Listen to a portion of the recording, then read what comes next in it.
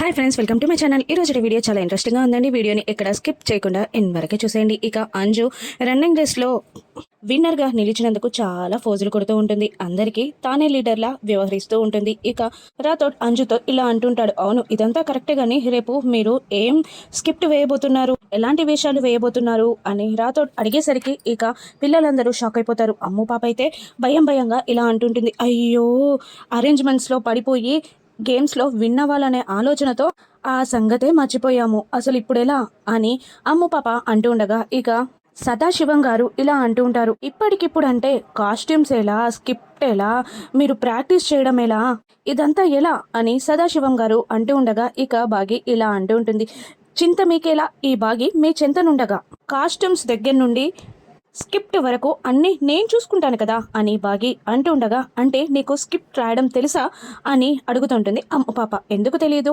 ఖచ్చితంగా తెలుసు. మీకు వేషాలు వేసి ప్రజలందరితో మీకు క్లాప్స్ కొట్టించే బాధ్యత నాది అని మిస్సమ్మ అంటూ ఉండగా అంజు కాస్త తెలుగులో మాట్లాడు మిస్సమ్మ అని అంటూ ఉంటుంది. ఇక సదాశివం గారు పైకి లేచి ఇలా అంటుంటారు, మిస్సమ్మ మాట్లాడింది తెలుగులోనే, మల్టీ టాలెంటెడ్ అంటావు అంటూ అంజు బుర్రపై ఒక్కటి పీకుతాడు.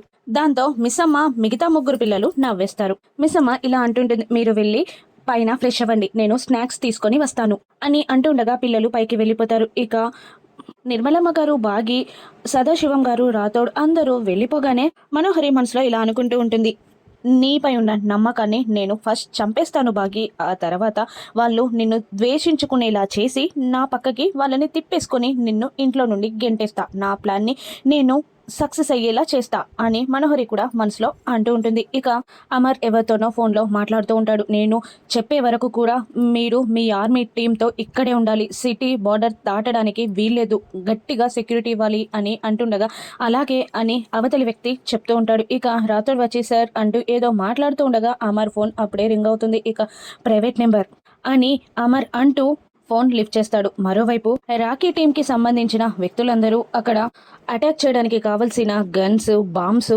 అన్నీ కలెక్ట్ చేసుకుంటారు. ఇక అందులో మెయిన్ హెడ్ అయిన వాడు అక్కడున్న లోకల్ అతనికి ఆ బ్లూ ప్రింట్, అమర్ పిల్లలు చదివే బ్లూ ప్రింట్ని, స్కూల్ బ్లూ ప్రింట్ని తీసుకురమాగానే అలాగే అంటూ తీసుకొస్తారు. ఆ బ్లూ ప్రింట్ చూసి ఆర్మీ స్కూల్ అన్నమాట.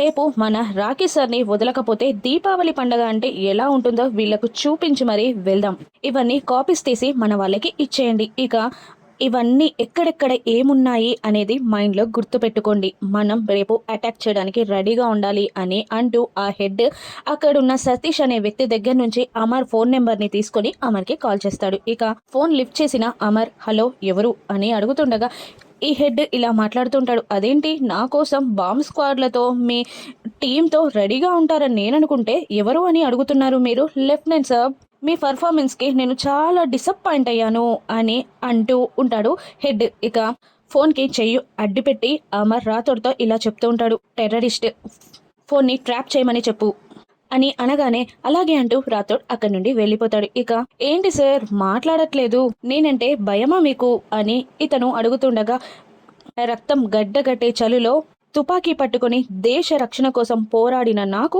భయం అంటే ఏంటా, నీకు చూపెడతా భయం అంటే ఏంటో అని అమర్ ఛాలెంజ్ చేస్తూ ఉంటాడు.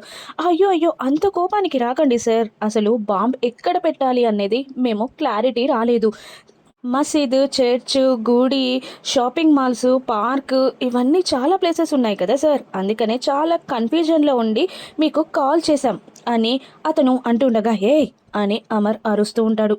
ఏంటి నాతోనే ఛాలెంజ్ చేస్తున్నావా నువ్వు, రేపు రాకీతో నిన్ను సిటీ కాదు, కంట్రీ కాదు, నా ఊరి బార్డర్ కూడా దాటనివ్వను నేను అని అంటుంటాడు అమర్. అవునా సార్, మీ కళ్ళలో భయం చూసాకే రాకీని నేను తీసుకొని వెళ్ళిపోతాను సార్ అని అంటూ ఆ వ్యక్తి కాల్ కట్ చేస్తాడు.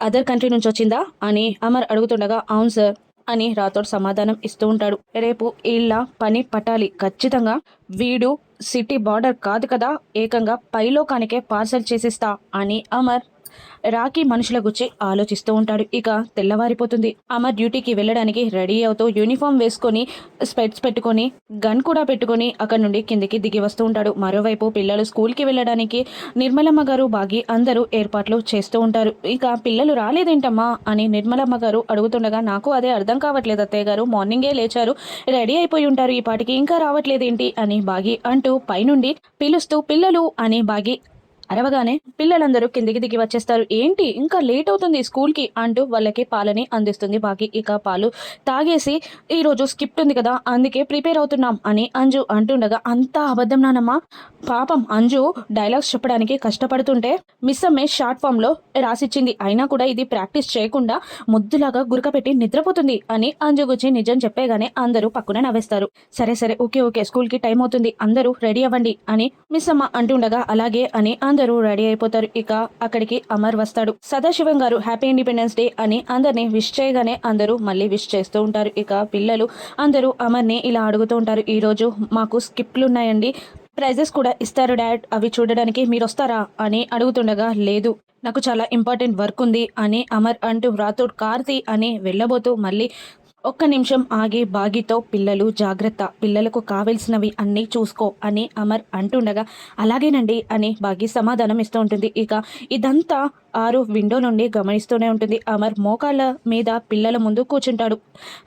ఇవ్వమంటూ రెండు చేతులని చాపగానే పిల్లలందరూ వచ్చి అమర్కి హగ్గిస్తారు.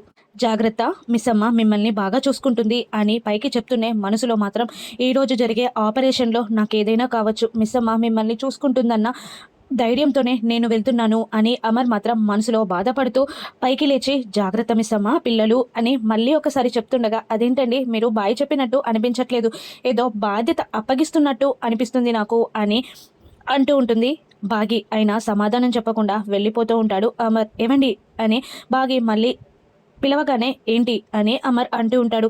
నిన్న నైట్ నుంచి మీరేం తినలేదండి, ఇప్పుడు కూడా టిఫిన్ చేయకుండానే వెళ్ళిపోతున్నారు, నిన్న నైట్ అంతా ఎవరితోనో ఫోన్లో మాట్లాడుకుంటూనే ఉన్నారు, చాలా కష్టపడ్డారు, అందుకే మీకు రిలాక్సేషన్ కోసం కాస్త ఎనర్జీ ఇవ్వడం కోసం జ్యూస్ ప్రిపేర్ చేశానండి, ఇదిగోండి అని అంటూ ఒక బాటిల్ని అమర్కి ఇవ్వగానే అమర్ ప్రేమగా బాగి వైపు చూస్తాడు. ఇక విండో నుండి ఇదంతా గమనిస్తున్న ఆరు, మిసమ్మ నిజంగానే నువ్వు అందరూ నాలాగా ఉన్నావనుకుంటే నేను ఏమో అనుకున్నాను, కానీ నిజంగా నా కుటుంబాన్ని నువ్వు నాలాగే చూసుకుంటున్నావు, థ్యాంక్ యూ మిస్ అమ్మ అని ఆరు అంటూ ఉంటుంది. ఇక అమర్ ఆ బాటిల్ని తీసుకొని రాతోడికిచ్చి అక్కడ నుండి వెళ్ళిపోతూ మళ్ళీ మిస్ అమ్మకి బాయ్ చెప్పి అక్కడ నుండి వెళ్ళిపోతాడు. అదేంటి మామయ్య గారు ఆయన అలా మాట్లాడుతున్నారు, నాకు చాలా భయంగా ఉంది అని అంటూ ఉంటుంది భాగ్య సదాశివం గారితో. ఇక లేదమ్మా, పిల్లలు ప్రైజ్ తీసుకుంటున్నారు కదా, చూడలేకపోతున్నాననే బాధతో వాడు అలా మాట్లాడుతున్నాడు, ఏం కాదు అని ఆయన ధైర్యం చెప్తూ ఉంటారు. ఇక సరే మిమ్మల్ని నేను పడగొడతాను పదండి అని సదాశివం గారు అంటూ ఉండగా, వద్దు లేండి నేను తీసుకెళ్తాను అని మనోహరి అంటూ ఉంటుంది. ఇక బాగి మనోహరి దగ్గరికి వచ్చి ఇలా అంటూ ఉంటుంది, ఏంటి అక్కడ ఏదైనా ప్లాన్ చేయాలని ట్రై చేస్తున్నావా, ఏదైనా చేస్తే తోలు తీస్తా, పిల్లలు నైట్ నుంచి కష్టపడుతున్నారు, ఏదైనా జరగాలి కానీ నీకు మర్యాదగా ఉండదు అని వార్నింగ్ ఇస్తూ ఉంటుంది బాగి. భయపడుతున్నావా అని మనోహరి అడుగుతుండగా, లేదు నాకెందుకు భయం, అయినా ఏదైనా జరిగితే నీ సంగతి చెప్తాను పదా అని అంటూ, సోల్జర్స్ ఈ రోజుకి మన డ్రైవర్ మనోహరి ఆంటీ పదండి అంటూ తీసుకొని అక్కడ నుండి వెళ్ళిపోతారు. ఇక ఆ పెద్దవాళ్ళిద్దరూ బాయ్ చెప్తుంటారు. మరోవైపు మనోహరిపై కోపంగా ఉన్న మంగళ రామూర్తి గారితో ఆరు అడ్రస్ గురించి కనుక్కోమని చెప్తూ ఉంటుంది.